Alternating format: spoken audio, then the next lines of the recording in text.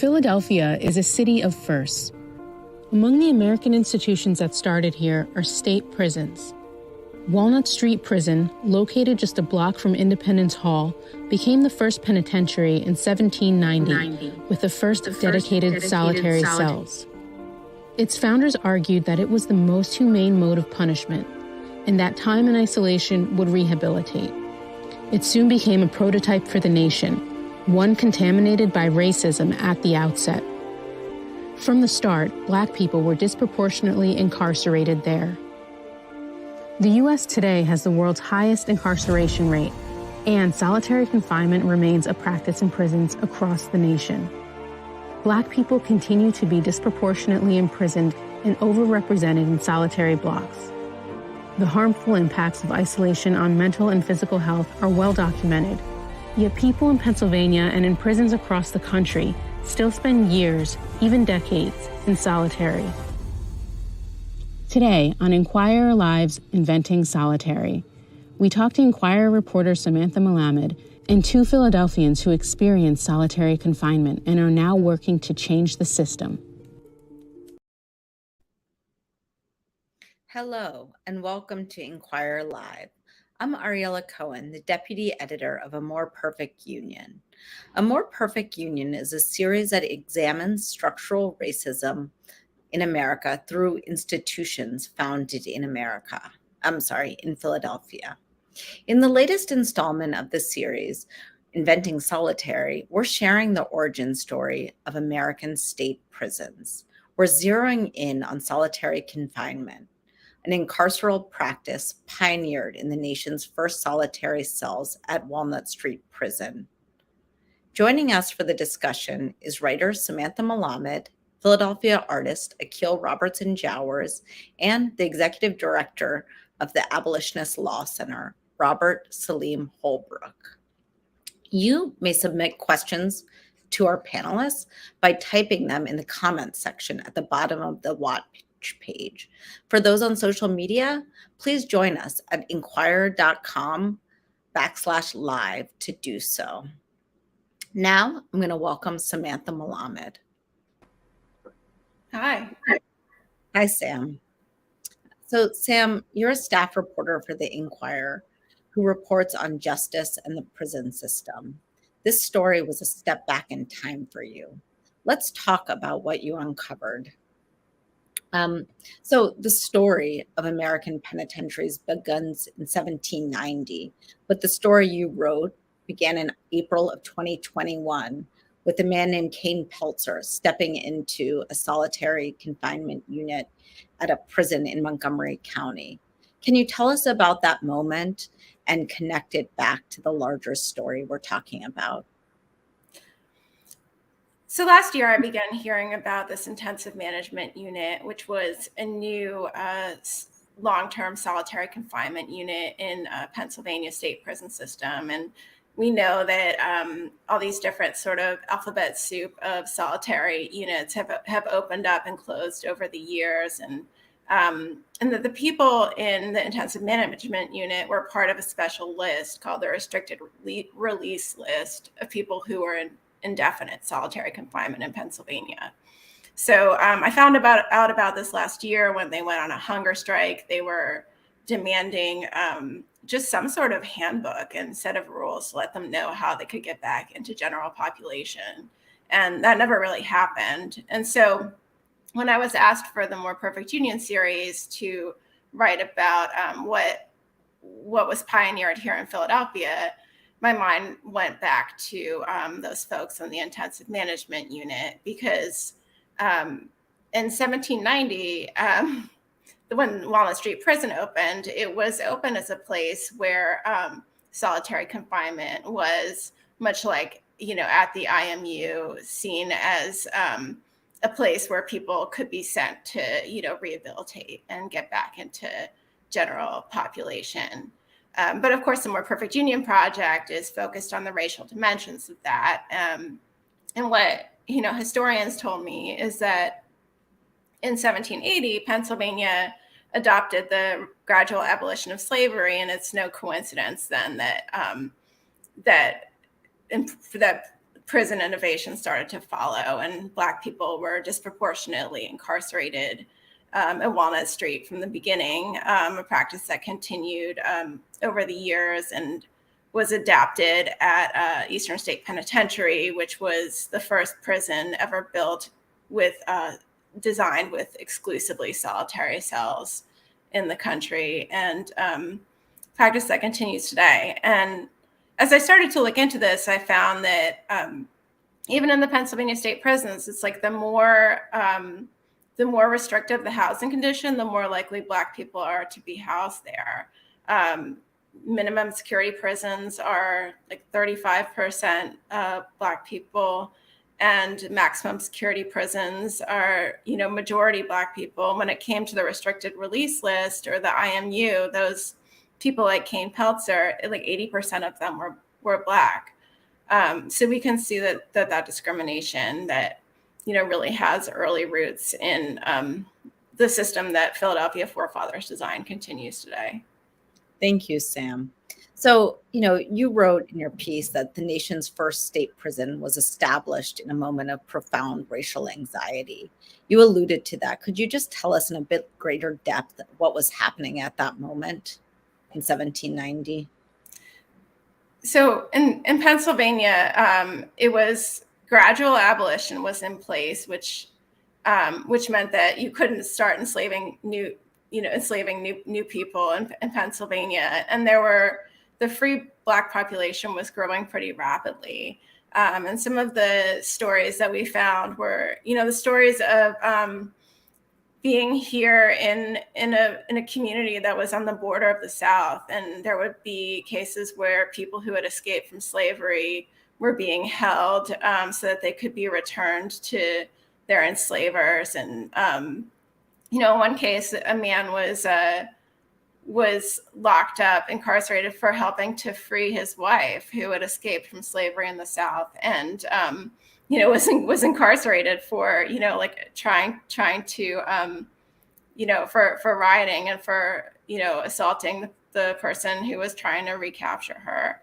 So the Black people were also criminalized for all sorts of behavior, and of course they were economically marginalized and sort of forced in many times into behavior that would then be criminalized. So it wasn't too surprising to see that both their place in society and the ways that they were treated differently by the law would result in their increased rates of incarceration. Yet the Quakers talked about solitary confinement as a method of reform, and they viewed it as an improvement over more physically brutal forms of punishment. Can you talk us through the Quaker philosophy on solitary? Yeah, so the Quaker and the other Philadelphia forefathers who, came up with this idea, thought that compared to the options that were available, which would be capital punishment for more than a dozen offenses, or being held in the stocks, or other sorts of public humiliation or corporal punishment, that they argued that incarceration was more humane, and that, if you were incarcerated in a solitary cell, then your reputation wouldn't be sullied because no one would even need to know that you'd been in prison. But, some sociologists and historians look at this from a different viewpoint, and they see this as, as maybe a little bit more cynical, because one of the things that was happening is that people were forced into these public chain gangs, and then the public would gather around, they would bring them beer, they would sort of be rowdy, and they would, protest the fact that people were being mistreated. And so hiding all of that behind prison walls, according to the historians, was a way to sort of take it out of public view and also conveniently consolidate power and get counties from across the state to, send people, and therefore funding to the state prison. Interesting. And then this mode of punishment was referred to as the Pennsylvania system, you reported. What became of the Pennsylvania system? So the Pennsylvania system is, to hold people in solitary confinement all the time, 24/7. And that was pretty controversial from the start. I mean, people from the Marquis de Lafayette to Alexis de Tocqueville to Charles Dickens were really appalled by it. And prison administrators around the country also, quite readily saw that there were humanitarian concerns, mental health concerns, and that it was really an expensive system and a system that did not rehabilitate people. So, of course, Pennsylvania, sort of dug in their heels in many ways and tried to make it work for as long as they could. But ultimately, between prison overcrowding and just the general distaste for this, eventually it sort of fell by the wayside. And in Pennsylvania, like other states, sort of adopted a more modern approach to incarceration. Yet solitary itself persists. Can you talk about how many people today in the United States are in restricted housing units? I believe I reported, based on the most recent survey, that it was about 55,000 people in restricted housing units, and that doesn't account for all the people in, all these other units, whether it's residential, quote, treatment units or the places like the IMU. But it's tens of thousands of people who are in solitary confinement across Pennsylvania, and across the United States. Mm-hmm. And the United States is the world's largest incarcerator. The world's largest incarcerator and the world's by far largest user of solitary confinement. Mm-hmm. I think, a lot of other, when you talk to correctional officers or administrators from other countries, they're pretty surprised or even shocked to hear that people here could be held in solitary for a year, let alone for 10 years. And how does Pennsylvania compare to other states in its contemporary use of solitary? In a lot of ways, Pennsylvania has tracked national trends. In the 1990s, Pennsylvania was one of many state prison systems that responded to unrest and riots in the prison system by opening a supermax prison, which was SCI Green. Pennsylvania, like a lot of other systems, has also faced a lot of litigation about this. And some of that litigation helped shut down the solitary confinement conditions on death row in Pennsylvania, where up until recently, people were held in isolation 24 hours a day, or I guess maybe 23 hours a day. And now those people, I believe, are getting at least 4 hours a day out of their cell.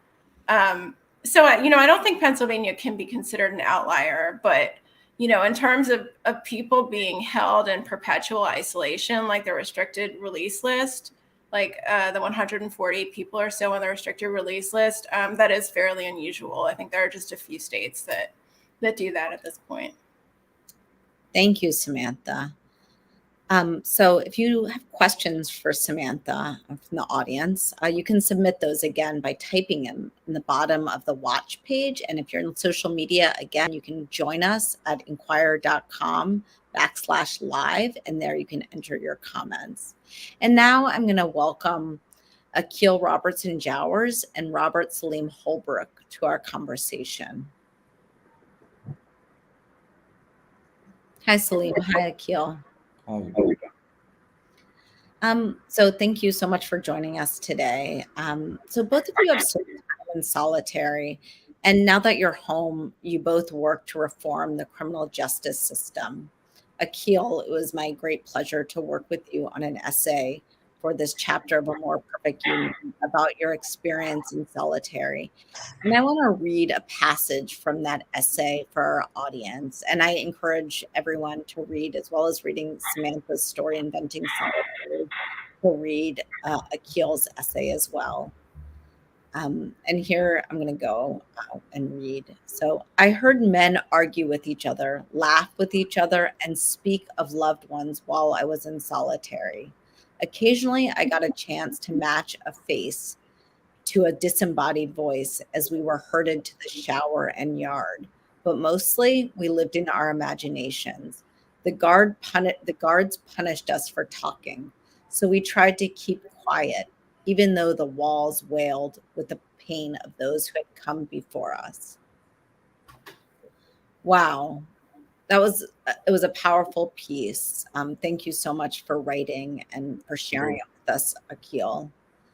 Can you talk about how your experience informs the work you do today? In every way, shape, and form, I wouldn't be an artist if not for my time incarcerated. My art is suffused with the voices of those I leave behind, of the voices of those I represent, of people that I still love and care about who are still behind the walls. Um, and everywhere I go, I speak and I have the privilege of giving voice to those people.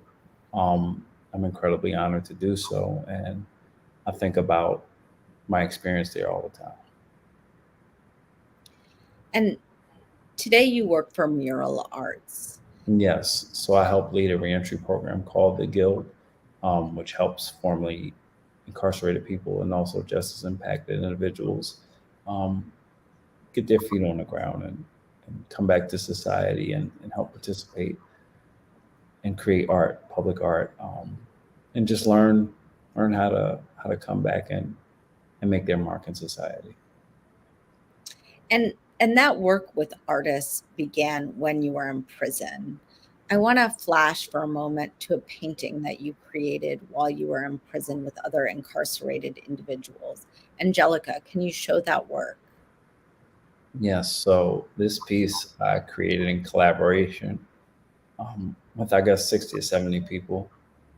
I painted self-portrait and then invited individuals to create, messages on top of the portrait. And so for me, it's emblematic of what I take with me, of the voices of the people that I represent, of what collaboration means in prison. And we're talking about solitary confinement. You're talking about a dearth of collaboration. You're talking about an inability to form community and connections. I met Salim in prison. I met so many people that are doing this work inside those walls.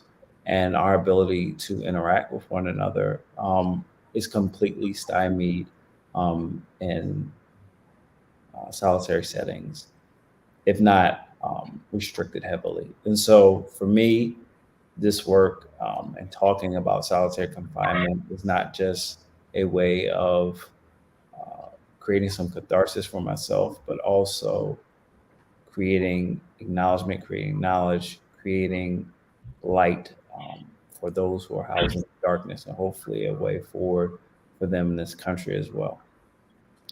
Thank you so much. And Salim, you spent roughly a decade in solitary in stretches ranging from 30 days to 3 years.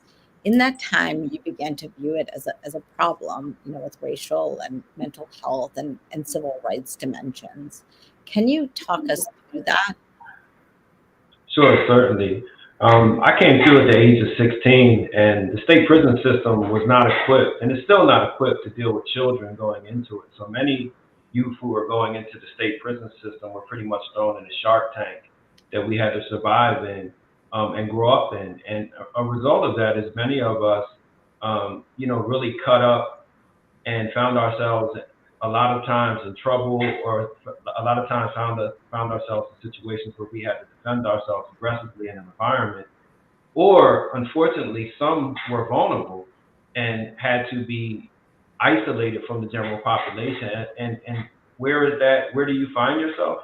In solitary confinement, because it's convenient.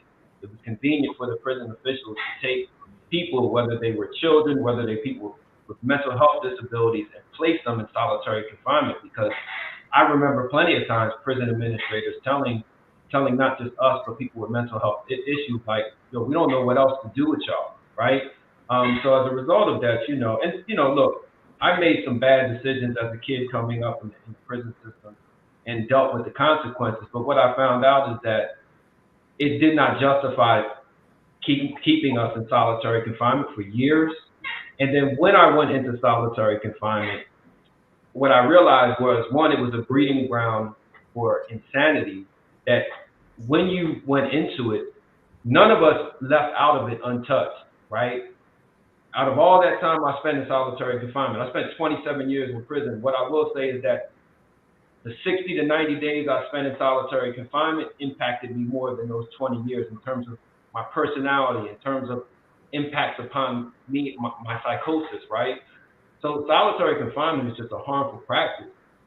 It does nothing to increase the safety of prisons. That's another thing we realized. Most of the people that were in solitary confinement were back there for refusing to obey an order or disobeying really minute prison rules that could have been handled through loss of privileges, which are on the books that the prison officials can enforce and use as an alternative to solitary confinement. But solitary is mainly used as a tool in prison because it's convenient. It's something that prison officials don't want to give up. And then also, this is the larger issue because Samantha talked about it earlier.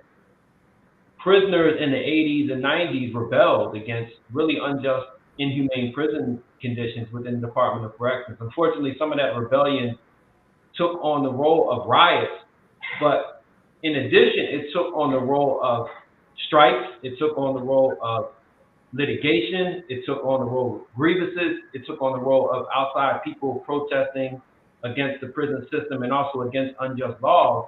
And the prison system responded by placing leaders of those protest movements who were in the prisons in solitary confinement. So that 10 years I did in solitary, the majority of my time in solitary confinement, which is I've always found like really ironic and some I have to find funny, is that when I was at my worst, when I was cutting up in prison, deep into the prison culture, taking on that predatory prison environment, I really didn't spend a lot of much time in solitary confinement, to be honest with you.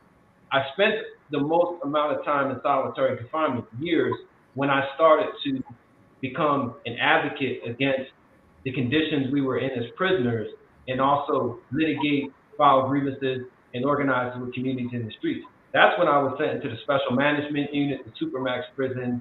That's when I was subject to increased surveillance with my mail, my phone calls.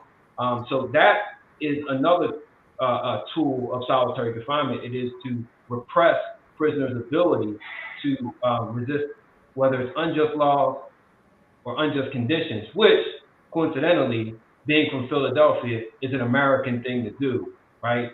This is the city that if you're treated wrong, this is the country where you're treated wrong, you're supposed to be able to protest, even if you are in prison, right? Because we have a justice system, not a vengeance system. So solitary is also a tool to contain those protests. That's fascinating. And that really tracks, Akeil, what you wrote of your own experience. And I would encourage, again, people to read that. I want to read a piece of writing that you wrote, Salim, quickly. And I believe you wrote this while you were still incarcerated for the website solitarywatch.org. So you wrote, the previous method employed by the prison system to break prisoners was to break bones. They relied on brute force and unrestrained violence. This method did not sit well with the American public when it was exposed. It tarnished America's image in the world as a nation of high standards and values. The method was flawed in that it usually only strengthened prisoners' resistance and made them stronger men. The prison system theretofore redirected its resources to develop a method of confinement that would destroy a prisoner's mind and his will to resist. And so that in that passage, you really kind of describe what you've just laid out here for us. And you're talking about the origin of this system in this uniquely Quaker Pennsylvania ideology. Can you talk about the work that you're doing in Harrisburg and on the state level to change criminal justice? Yeah, I could talk about several areas. One of our key victories was in Allegheny County, where we were able to have a successful referendum campaign that prohibited the use of solitary confinement in the county jail. That was a democratic process. We had to do that because there was a lot of resistance in Harrisburg, mainly because of the strength of the prison guards union, but also just because of the lack of education among many legislators, to passing legislation that we have. I don't have the House bill right now that would prohibit long-term solitary confinement. We're limited to 15 days. And we looked at model legislation that Colorado passed, that Connecticut recently passed, that New Jersey has passed, and I think it's 2 other states. Mississippi actually passed legislation too, prohibiting long-term solitary confinement.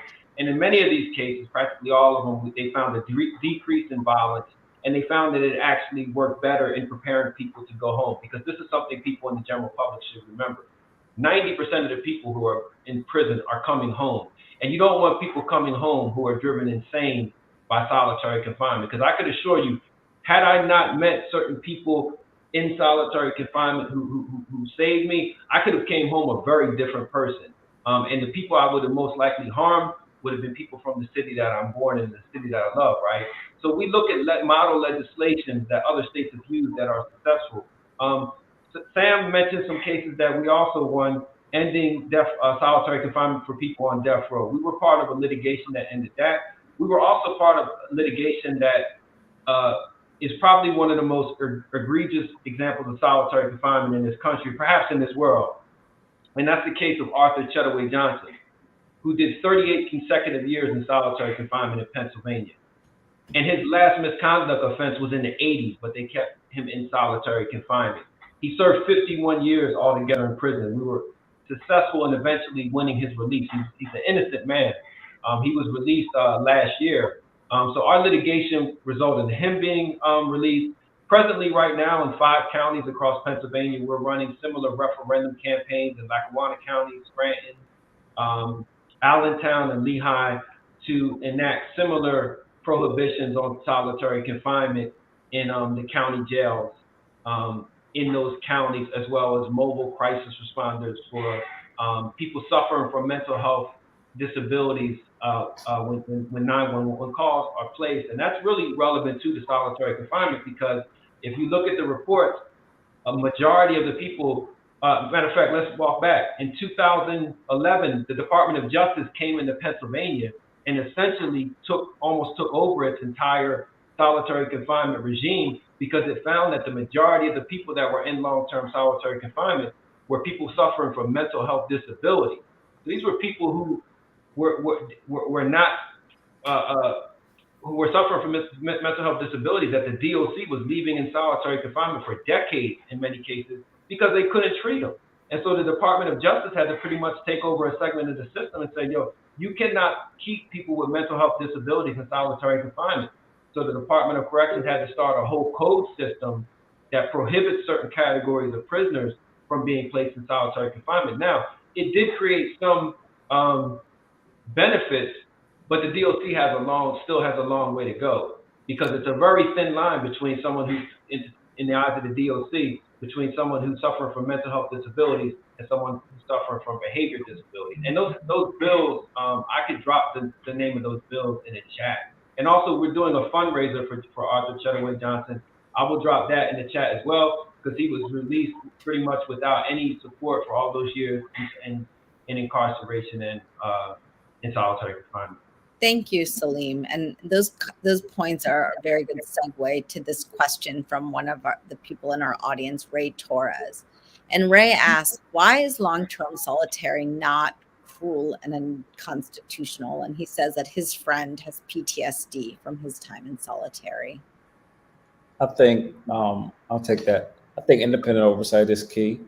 We have, as Salim said, an incredibly strong correctional officers union, which does everything in its power to not close prisons and to keep prisons going. Reform is actually, solitary reform is a double-edged sword. You know, as much as we reform the system, as much as we encode it into our being and our perception of criminal justice reality, we are at risk of its continued victimization of people, especially mental health, of people suffering mental health crises. As we all know, the prison system has created and become the largest mental health facility in this country. We do not respect people's mental health rights. Healthcare physically is not respected in this country, and the healthcare of the mind even less so. And so when we find people in crisis, especially poor and Black and brown people in crisis this nation over, Prison is the first stop for them, and solitary, unfortunately, is the last for too many of them. So for me, I would say that we need to have our legislators be incredibly involved in and incredibly knowledgeable about the prison system and also about individuals in this solitary confinement. The UN has, considered solitary over 15 days to be torture, and yet still in this country and especially in this state, we find that solitary continues to exist and is thriving. And unfortunately, with advances such as the IMU, morphing and creating new ways to spread its tentacles, and our imagination as being something legitimate. As an artist, one thing that I know and I respect is that we have imagined and conceived this world as it is. It is not a fact. It is not something solid that it cannot be molded and shaped to our own designs. And as a concerned citizen in this country, you should be concerned about how we are manipulating each other, how we are using each other, and how we can make the society more equitable and less of a place where we chew on human beings, especially behind the bars of this country. I think, also from a legal perspective, under federal laws, prisons do have pretty wide berth to do what needs to be done to maintain the security and safety of the facility. And so that's why they are able to keep people in places like the IMU, because, they can say that these people represent a security threat. And, that's why Abolitionist Law Center was successful in getting the death row solitary ended, because it really wasn't about a security threat. It had to do with the sentence they had received. Is that right, Salim? Yes, and it's really consequences of Sanda versus Connor, a case that was decided in 1995 by the United States Supreme Court, that essentially said that solitary confinement is just part of being in prison, and the benchmark for overcoming the conditions that will rise to a level of cruel and unusual punishment is so high. In many cases, it's almost, I'm not going to say impossible, but improbable. So, for example, but also it also shifts though. For example, in the 90s, in the case of Russell Maroon Schultz, who was in solitary confinement for 7 years, the court said, yeah, this doesn't rise to the occasion of a typical and significant hardship for a human being. Whereas though in 2014, 2012, when we brought another case, the Abolitionist Law Center represented Mr. Schultz. At that time, he was in solitary confinement for 30 years, 22 consecutive. It rose to that level. But think about how long you have to be in solitary confinement for it to rise to that level. The reality is that the courts are always the last resort. Our constitutional rights are sometimes horse-traded, as we can see in federal courts. Even with the United States Supreme Court, it seems to shift with the wind, especially now. So, there's different areas that you can address solitary confinement, whether it's through state legislature, referendum campaigns, but when it comes to the more egregious cases, the courts have been the avenue for relief. It's just how egregious those cases have to be in order to get relief. The best relief for prisoners in Pennsylvania was through the Department of Justice coming in and looking at the conditions of solitary confinement in Pennsylvania and finding that it rose to a constitutional violation for people suffering from mental health disability under the American with Disabilities Act. Now, because so many people in solitary confinement suffer from mental health disabilities, that allowed it to be more of a class action lawsuit to provide relief. And that intensive management unit that Sam is talking about, they have one at SCI Phoenix, they have one now at SCI Green. Both of those erupted in hunger strikes. SCI Phoenix right now, there presently is a hunger strike going on right now at SCI Phoenix.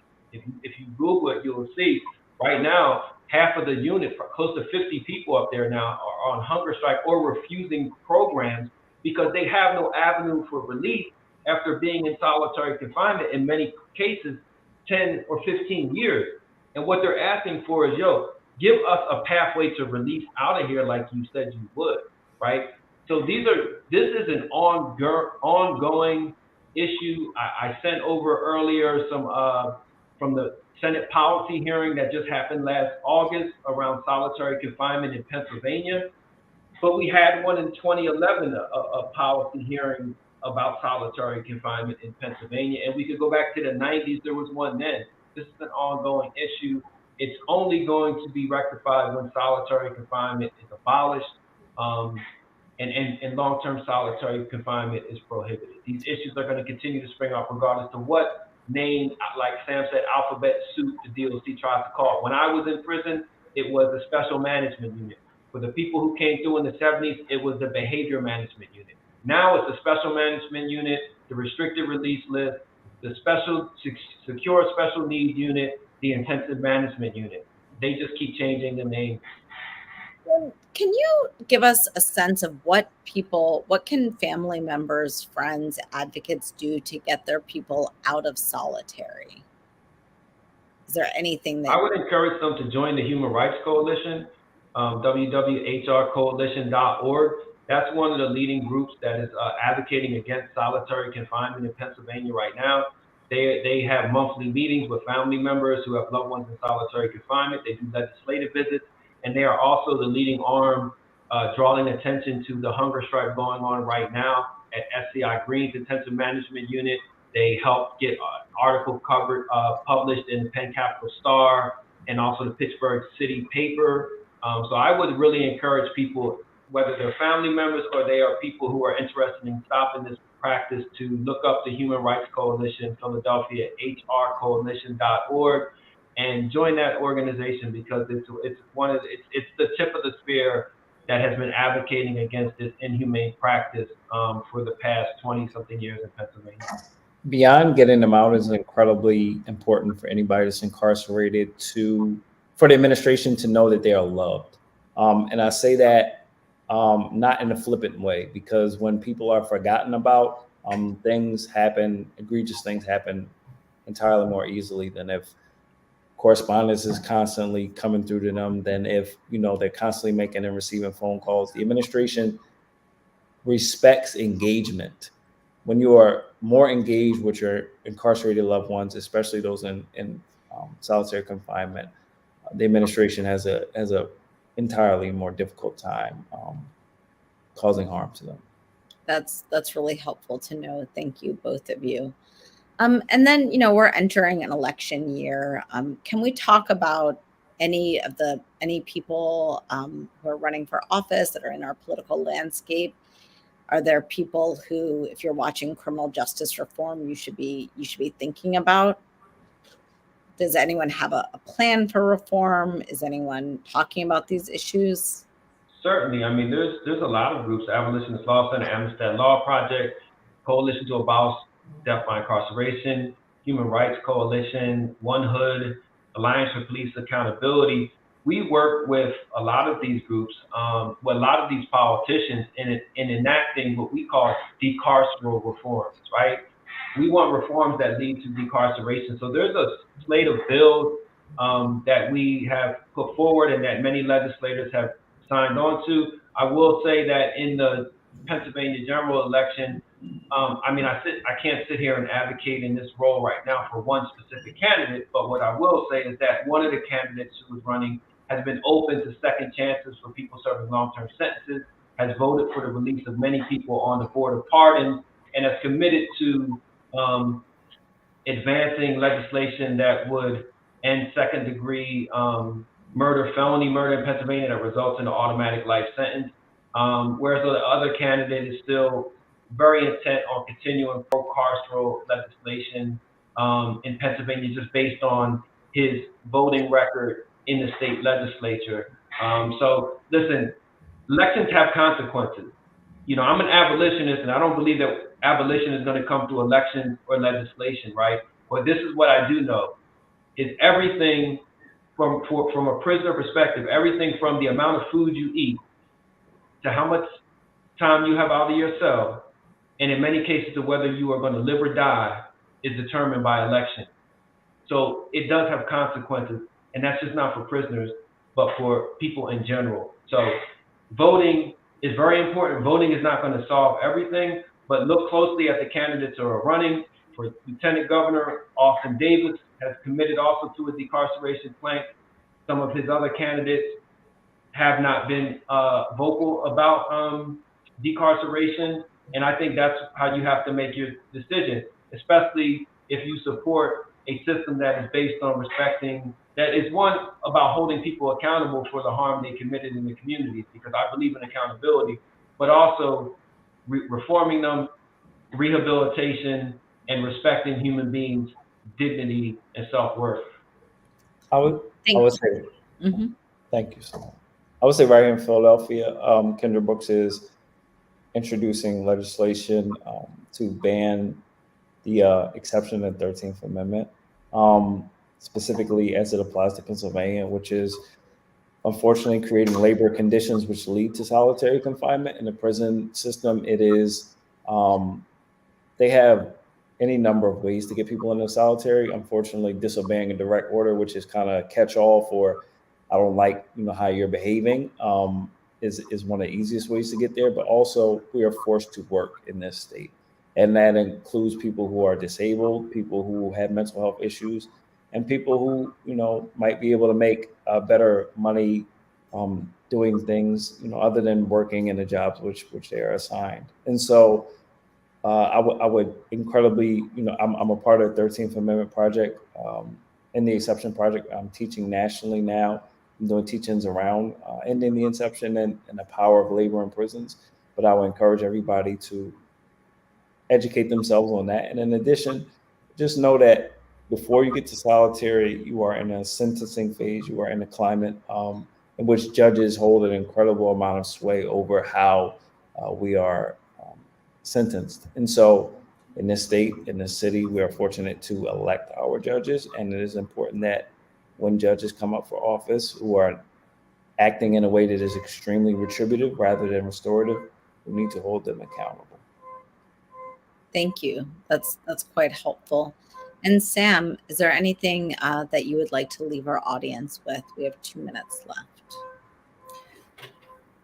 Yeah, I mean, I guess, just adding to what everyone has said, even here in Philadelphia, we learned recently that about 10% of people in the Philadelphia jails are in solitary confinement, some of them for up to a year. That was according to a whistleblower letter that was sent to the mayor and came out in a federal lawsuit.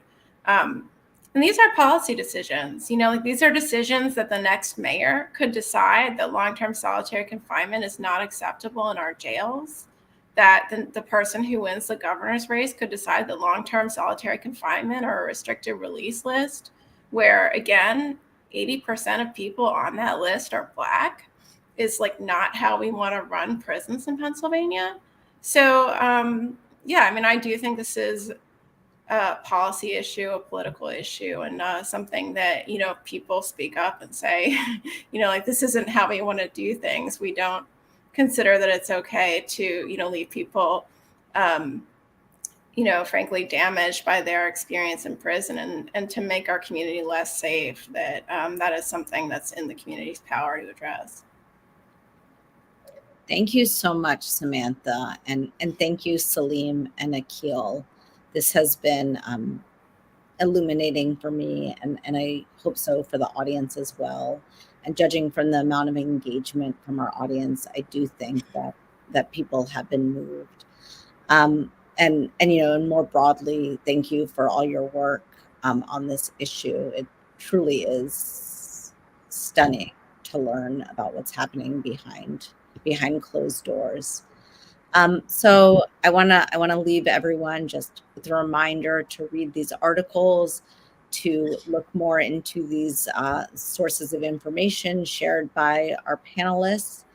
And again, thank you for joining us, Akeil and Salim and Samantha, and thank you to our audience for being with us on this summer Tuesday. I hope that you've gotten something of value from this today. Thank you.